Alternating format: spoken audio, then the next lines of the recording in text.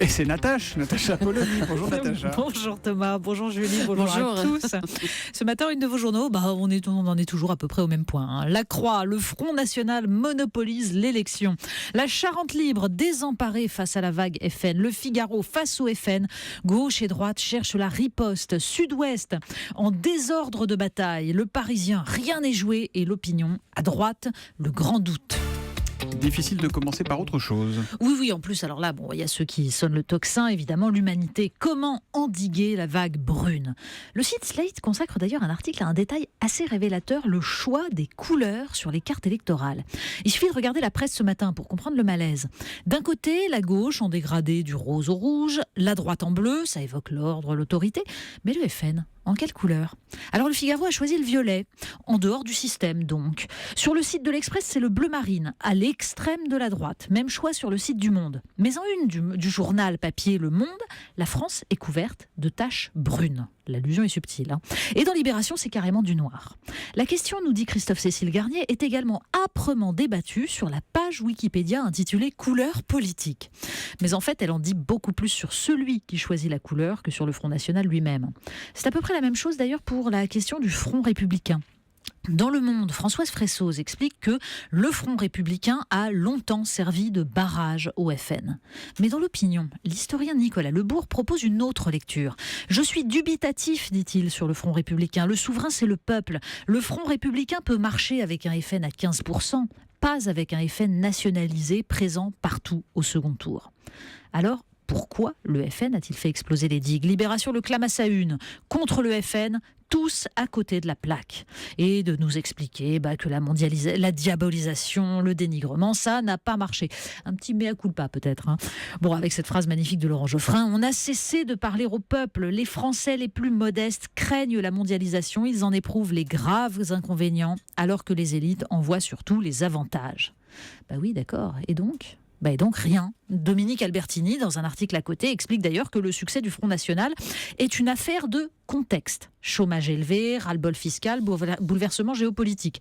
Oui, on peut appeler ça le contexte, une sorte de fatalité, comme si ça ne relevait pas de choix économiques et politiques de long terme. On va à l'école et on pense à prendre notre carte bleue, Natacha. Oui, ça c'est un article sur le site du Figaro. Il révèle une conséquence de la réforme du collège. Pour répondre à la suppression des classes bilingues, certains établissements privés, qui sont soumis donc aux mêmes règles que le public, proposent des cours de langue en dehors de la dotation horaire qui leur est impartie. Hors contrat donc, et payant. Alors ici, c'est une troisième langue pour 390 € par an. Là, ce sont 2 heures de chinois hebdomadaire pour 370 €. C'est toujours la conséquence d'une dégradation de l'offre dans le public. La sélection ne se fait plus par le mérite, elle se fait par l'argent. Mais là aussi, on peut se contenter de déplorer le contexte. La COP 21, suite n'est pas encore fin. Oui, les journaux continuent à commenter les tractations autour de la COP, mais un article nous explique pourquoi tout cela risque fort de ne pas changer grand-chose. Le chroniqueur du Monde, Stéphane Foucard, raconte comment les multinationales, sans jamais enfreindre la légalité, perpétuent leurs atteintes à l'environnement grâce à des petits arrangements avec la vérité. Au milieu des années 70, 15 ans avant la création du GIEC, le géant américain du pétrole Exxon faisait plancher ses scientifiques maison sur la question du changement climatique. Oui, parce que c'était une évidence pour eux. Mais la réaction d'Exxon a été de financer un mouvement climato-sceptique pour limiter la prise de conscience. Même choix pour Monsanto et son fameux herbicide Roundup, une instrumentalisation de la science et de la réglementation pour éviter de classer le glyphosate dans les produits cancérogènes. L'autorité européenne de sécurité des aliments vient d'ailleurs de rendre un avis favorable pour ce sympathique produit, en toute légalité donc. Les États-Unis sous la menace terroriste aussi. Oui, Le Monde revient sur les dernières déclarations de Barack Obama 4 jours après l'attaque de San Bernardino, plus intéressante que celle de Donald Trump. À travers son appel à rallier les communautés musulmanes, on trouve en fait le même désarroi que chez nous.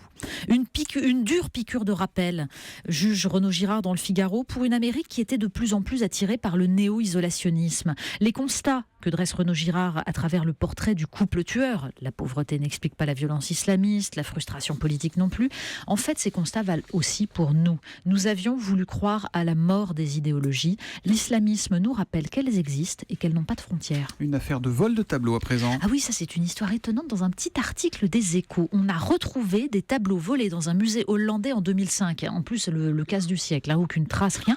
Ils sont entre les mains d'une milice néo-nazie ukrainienne en cheville avec les services secrets ukrainiens et des partis politiques tout à fait officiels, un peu nazis, et qui combat donc cette milice, les séparatistes pro-russes. Ben oui. Et le but de ces révélations de la part du musée, c'est d'éviter la revente des tableaux dans les circuits illégaux du marché de l'art. Parce que 10 millions d'euros, ça ferait quand même beaucoup pour une milice.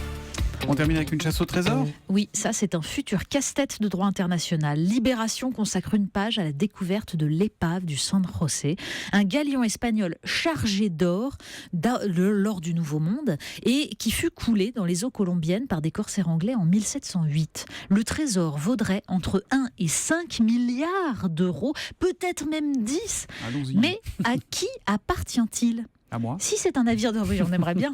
En plus, il doit y avoir des objets absolument splendides. Mais si c'est un navire de guerre, une jurisprudence de l'UNESCO pourrait le rendre à l'Espagne.